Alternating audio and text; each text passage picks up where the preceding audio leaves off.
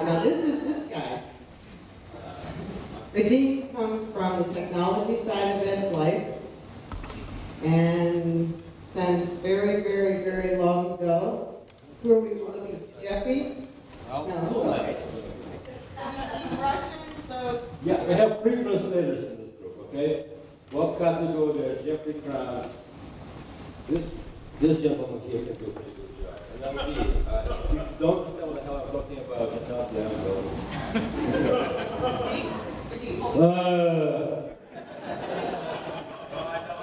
So number one, I'd like to thank everybody for coming, especially people who set me up. We did fuck up, big time as far as I'm concerned, with another Russian. I have not seen so many geeks in the same room for a while. I think Ed would be pleased. Will. Control yourself. Okay. So I've been sort of blessed twice. I know Ed for 30 years, and I never worked for him or with him. So we never.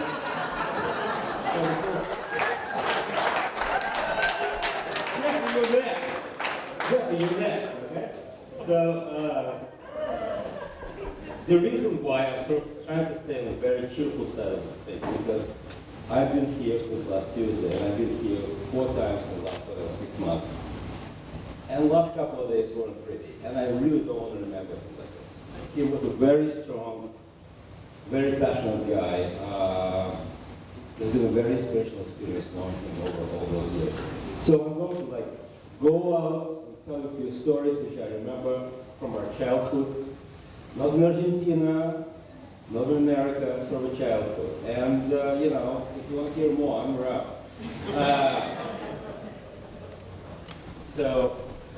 Anyway. Is that mine? Yeah, whatever it was. Anyway, the first story. New York City, we sort of traveling together. I'm on my thing, he's on his thing, and we get into a cab. And guess what? He's losing his phone. People who've been around Ed sort of used to this stuff. I mean, the remotes never worked. There was a Windows C. How many things do we have? Windows C device, which would control 5 different television sets in a whole house, and none of them will work. So anyway, we got into the cab.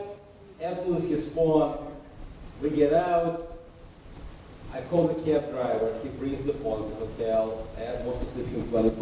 By the way, he was incredibly good with people who work for him. It doesn't matter whether you're a janitor or a software engineer or anybody else. The amount of respect, genuine respect, coming out from him was sort of surprising. So anyway, the taxi driver comes in and Ed tries to slip him $20. And Gus says, no, it's fine, don't worry about it. And Ed says, you know what? We're in New York City for a couple of days. So we're going to need a driver. So how about every time we need a ride, we'll call you. The guy says, great, thanks, here's my card. Off he goes. Next day we're in the cab, we call the guy.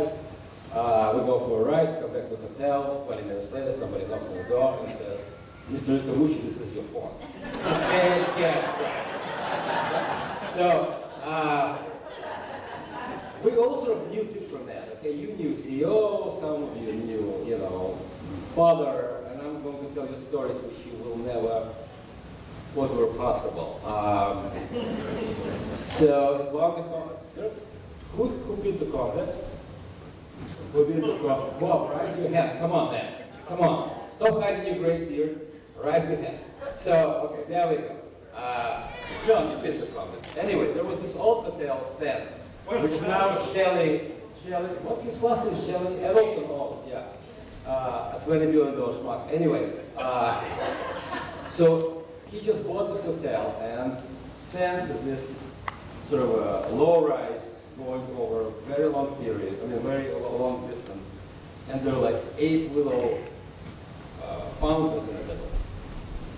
And there's a road which goes from the bar to the exit. So we're partying one night, me and Ed, and we're having a drink, and Ed's supposed to get interviewed by some press, and I figured if I get him wasted enough, it's going to be a fun interview. So we got an interview, and we go out for a smoke. In those days, they smoke, and there's some commotion in the bar, and security arrives, and they drive golf carts. So they go to the bar, we look at each other, we jump in those golf carts, and we're not exactly sober, and we start racing towards the other end of the set. So we start doing this, right? I'm going first, he's going behind me, and finally he decides to overtake me on the other side.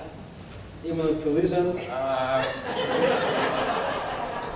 I'm in the bushes, Ed is looking behind him, trying to make sure I'm okay, gets right into the fountain.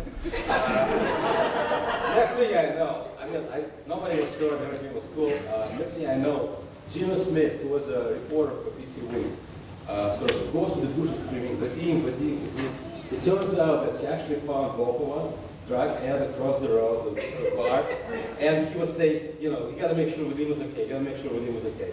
And what happened was, she went back and sort of was looking for me.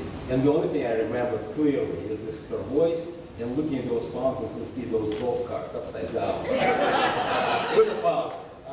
And this is like, I can go on forever, honestly. I mean, there's so many stories. We had a lot of fun. We had a hell of a run. I mean, those two guys sitting in the corner, we used to go to those conferences, Ed, me, Bob, and Jeff, and we'd sit in the corner and smirk just like that and roll our eyes, have a lot of fun.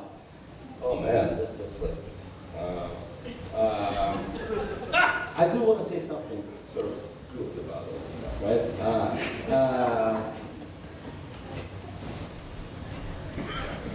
I mean, I know this guy for 30 years. I know a lot of smart people, very smart people. Ed was very, very smart. The difference, he wasn't nasty. He wasn't skeptical, he wasn't pessimistic, he was not, I mean, believe me, he wasn't an angel. I mean, obviously, I mean, if we stayed friends, that would be impossible. But he somehow managed to be a very decent person, be a very smart person, which is very hard to do. So, I mean, I congratulate myself mostly because I managed to keep staying friends with him for 30 years. And it's a hell of a loss, but I do not want to remember him as a sick man. He was very powerful. I don't know, I mean, I can talk about this stuff, but honestly, he was a hell of a guy, and we had a hell of a ride. I just want to visit that. Yeah? Thank you.